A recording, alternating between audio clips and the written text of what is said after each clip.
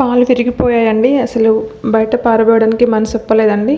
So అందుకే దీనితో ఒక కొత్తగా వెరైటీగా ఒక స్వీట్ ట్రై చేశాను. ఈ విరిగిన పాలలో ఒక హాఫ్ లెమన్ తీసుకొని ఇలా పిండానండి. సో ఇంకా కొంచెం వీటిని పన్నీర్ మొత్తం డివైడ్ అయ్యేంత వరకు ఉంచుకోవడం కోసం అని చెప్పేసి కొద్దిగా లెమన్ ఇందులో పిండేసుకున్నాను. సో దీన్ని ఇప్పుడు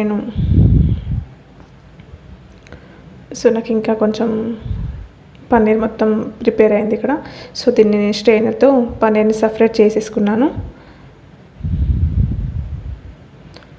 ఇలా చేసేసుకొని టోటల్గా ఒక ప్లేట్లోకి యాడ్ చేసుకున్నాను.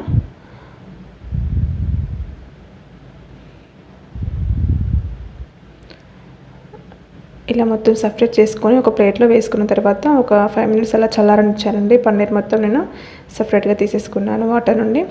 ఇప్పుడు స్టవ్ ఆన్ చేసుకొని ఒక చిన్న ప్యాన్ పెట్టేసుకొని కొద్దిగా బెల్లంని చిన్న చిన్న ముక్కలుగా తరుముకొని ఈ ప్యాన్లో వేసుకోవాలండి. ప్యాన్ హీట్ ఎక్కిన తర్వాత ఇందులో వాటర్ ఏం యాడ్ చేయని అవసరం లేదండి. ఒకవేళ మీరు వాటర్ యాడ్ చేసుకుంటే కొద్దిగా పాకం రావడానికి టైం పడుతుంది. సో నేను ఇక్కడ మాత్రం వాటర్ ఏం యాడ్ చేయలేదు. ఇది కరిగిన తర్వాత మనం ఆ మధ్యలో కలుపుకోవాలండి. లేదంటే మనకు బెల్లం అనేది అడుగంటిపోతుంది. ఎందుకంటే వాటర్ ఏం యాడ్ చేయలేదు కాబట్టి అడుగంటుతుంది అనమాట. సో చూసారు కదా, నాకు ఇక్కడైతే మొత్తం బెల్లం మొత్తం కరిగిపోయింది. ఇప్పుడు ఇందులోకి నేను ముందుగా సపరేట్ చేసి పెట్టుకున్న ఈ పన్నీర్ ఉంది కదండి, ఇందులోకి యాడ్ చేసుకుంటున్నాను. యాడ్ చేసుకొని చాలా సిమ్లో పెట్టుకొని మొత్తం పన్నీర్ బెల్లంకి కలిసే విధంగా మంచి నిదానంగా కలుపుకోవాలి. చూసారు కదండి, ఇలా కలుపుకోవాలి. ఇదంతా లో ఫ్లేమ్లో పెట్టుకొని చేసుకోవాల్సి ఉంటుంది, లేదంటే మనకు తొందరగా స్మెల్ వస్తుందన్నమాట. చూసారు కదా, ఈ విధంగా కలుపుకున్న తర్వాత ఇందులోకి కొద్దిగా పాల పొడిని యాడ్ చేసుకుంటున్నానండి. సో యాక్చువల్లీ పాలు కూడా వేసుకోవచ్చు, బట్ మళ్ళీ పాలు వేసుకుంటే మనకు అది కుక్ అవ్వడానికి టైం పడుతుంది కాబట్టి సో నేను ఇక్కడ పాల పొడిని యాడ్ చేస్తున్నాను అనమాట. ఫ్లేవర్ కూడా చాలా బాగుంటుంది అనమాట మనం పాలు యాడ్ చేయడం వల్ల. సో టైం పడుతుందని చెప్పేసి నేను పాల పొడి యాడ్ చేశాను. ఒకవేళ మీరు పాల పొడి లేకుంటే పాలు యాడ్ చేసుకోండి. అలాగే మనకు ఫ్లేవర్ కోసం అని చెప్పేసి ఒక స్పూన్ నెయ్యిని కూడా యాడ్ చేసుకోవాలి. ఇప్పుడు ఇదంతా లో ఫ్లేమ్లో దగ్గరికి కుక్ అయ్యేంత వరకు స్టవ్ పైన ఉంచుకొని కుక్ చేసుకోవాలి.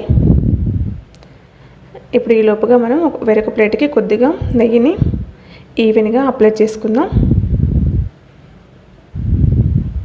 ఇలా ఈవెన్గా అప్లై చేసుకొని ప్లేట్ను పక్కన పెట్టేసుకొని ఇప్పుడు మనం ఇది చూద్దామండి.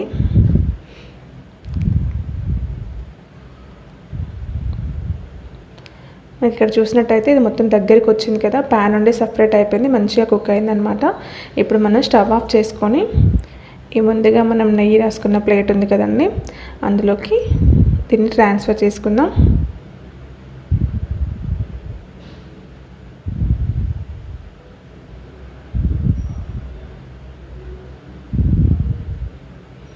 నిజంగా అసలు అలా ట్రై చేశాను, బట్ రియల్లీ చాలా బాగా వచ్చిందండి స్వీట్.